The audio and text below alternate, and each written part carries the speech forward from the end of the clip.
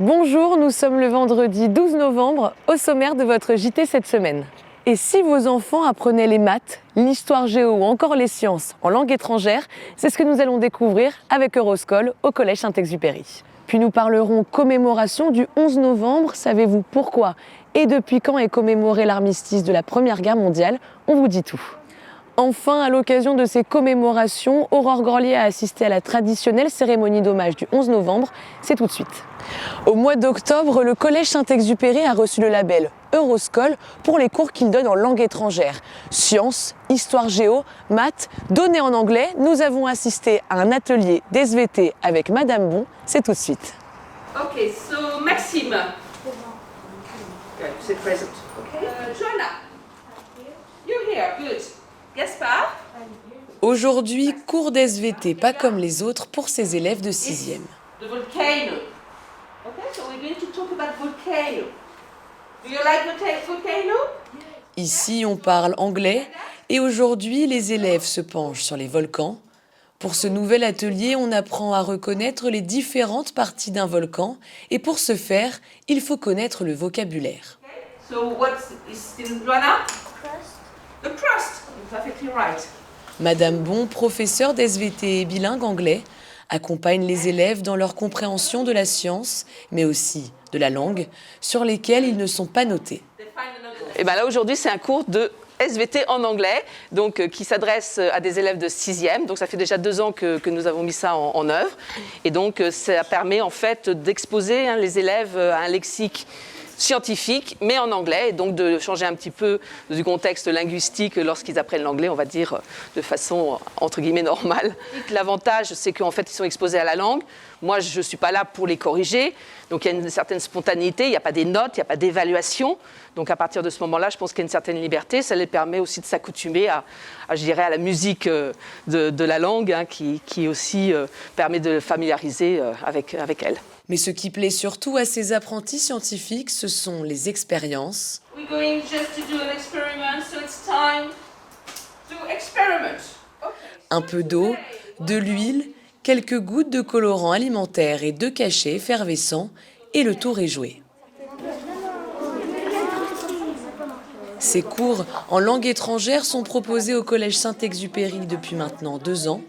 Et depuis septembre, toutes les classes de la 6e à la 3e y ont droit, de l'SVT à la physique-chimie pour les 6e et 5e, à l'histoire géo et aux mathématiques pour les classes de 4e et 3e. Une chance pour les élèves qui se font accompagner par des professeurs certifiés et bilingues. J'ai vécu pendant 17 ans en Angleterre et donc j'étais aussi professeur à des élèves anglais mais beaucoup plus grands. Donc voilà, je trouvais que c'était intéressant de pouvoir partager ça avec des élèves en France quand je suis revenue en France et j'espère qu'ils aiment. Début octobre, le Collège Saint-Exupéry a obtenu le label Euroscol qui reconnaît les établissements s'inscrivant dans une dynamique européenne, ici par l'apprentissage de langues étrangères en dehors des cours de langue traditionnels. Ces cours, ouverts à tous les élèves, ne sont pas obligatoires, mais rappellent l'importance de l'apprentissage d'une langue étrangère pour en améliorer sa pratique. Merci à vous, j'espère que ça vous a plu. You enjoy it? Okay, so I will see you in 2 weeks' time.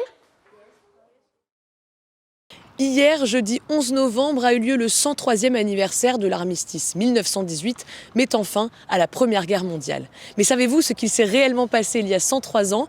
Pourquoi et depuis quand ce jour est férié? C'est tout de suite. Il y a 107 ans, le 28 juin 1914, François-Ferdinand de Habsbourg, héritier de la couronne de l'Empire austro-hongrois, est assassiné à Sarajevo par un étudiant serbe. 1 mois plus tard, l'Empire austro-hongrois attaque la Serbie et peu à peu, les grandes puissances européennes vont s'engouffrer dans une grande guerre qui durera plus de 4 ans et fera plus de 18 millions de morts. C'est en 1918, le 11 novembre à 5h45 du matin que l'armistice de la guerre 14-18 est signé. Les représentants des Allemands et ceux des Alliés se sont retrouvés dans le wagon-restaurant du train d'état-major du maréchal Foch, situé à ce moment-là à Rétonde, au cœur de la forêt de Compiègne. Les combats, eux, se sont arrêtés le même jour à 11h du matin. Mais cet armistice, signé ce 11 novembre 1918, ne marque pas officiellement la fin de la guerre. Cet accord, pris entre les signataires, n'est qu'un cessez-le-feu prévu pour durer 36 jours. Un cessez-le-feu qui sera reconduit plusieurs fois, mais c'est le traité de Versailles, signé le 28 juin 1919, qui marque officiellement la fin de la Première Guerre mondiale.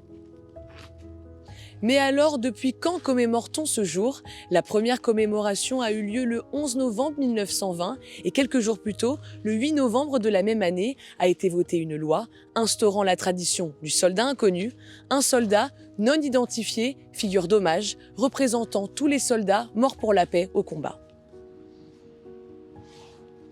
Et dans les années qui ont suivi, de nombreux monuments aux morts ont été édifiés dans les communes de France, après de nombreuses demandes de la part des familles des victimes, mais aussi synonymes de lieux de commémoration au niveau local. Et c'est en 1922 que le 11 novembre devient un jour férié et un jour de commémoration nationale. Depuis la loi du 28 février 2012, le 11 novembre représente une journée de commémoration pour tous les soldats et civils morts pour la France, des combats actuels et anciens. Tous les morts, civils ou militaires morts pour la France sont honorés ce 11 novembre. L'armistice signé le 11 novembre 1918 n'est pas uniquement commémoré en France. D'autres pays se joignent à ces commémorations. C'est le cas des États-Unis, du Royaume-Uni, de l'Italie ou encore du Portugal. Cette année encore, le maire et les équipes municipales se sont rendus au cimetière de Vélizy pour commémorer le 103e anniversaire de l'armistice 1918. Aurore Gorlier était sur place, voici quelques images. Mesdames, Mesdemoiselles, Messieurs, bienvenue à la cérémonie de commémoration de l'armistice de la Première Guerre mondiale et de tous les morts pour la France.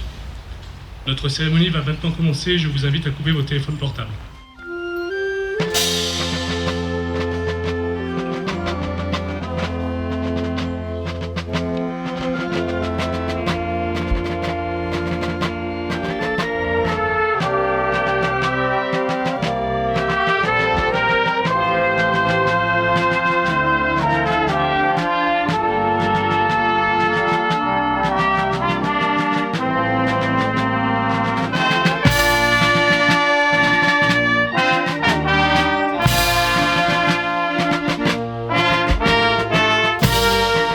Conseil municipal est déposé par Monsieur le maire de Vélizy-Villacoublay, Pascal Thévon.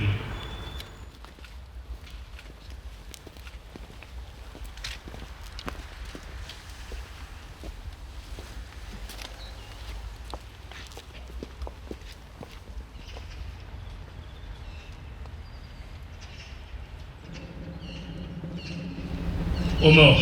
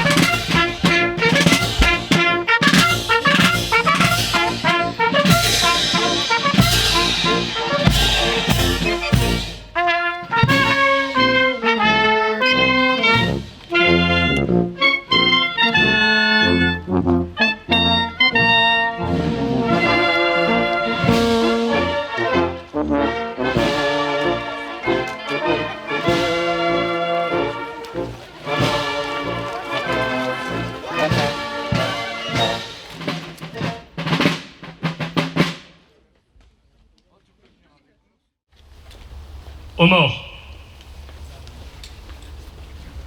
Croulard. Mort pour la France. Dune. Mort pour la France. Legros. Mort pour la France. Alain. Mort pour la France. Baptiste. Mort pour la France.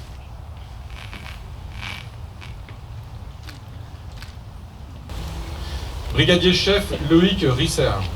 2e régiment de hussards, mort pour la France au Mali, le 2 janvier 2021. Dépôt de gerbe. Monsieur le député Jean-Noël Barrot dépose la gerbe de la 2e circonscription des Yvelines. Monsieur le maire de Vélizy-Villacoublay, Pascal Thévenot, dépose la gerbe de la municipalité.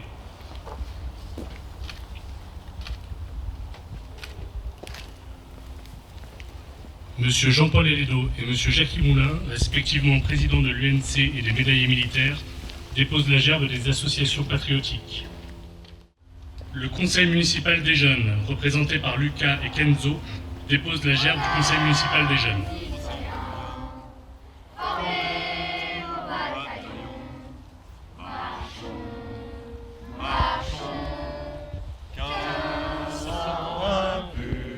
C'est toujours un moment important et puis toujours émouvant avec la participation des écoles, des anciens combattants, des autorités. Vélizy, c'est vrai que c'est un peu particulier. On a à la fois la base aérienne, la direction de la CRS et puis des anciens combattants qui sont encore actifs et surtout les professeurs, les enseignants qui accompagnent leurs enfants tout au long de l'année dans leur cursus scolaire. Aujourd'hui, on a eu la chance d'avoir des textes, d'avoir des chants accompagnés par la musique de la police nationale, et ce qui renforce encore l'émotion, parce que c'est vrai que finalement on s'aperçoit que cette première guerre mondiale, la deuxième, sont des événements qui sont plutôt proches de nous, et c'est important à la fois d'honorer ceux qui nous permettent de vivre en paix aujourd'hui et de transmettre à des enfants ce devoir de mémoire et puis cette vigilance à avoir pour ne pas recommencer.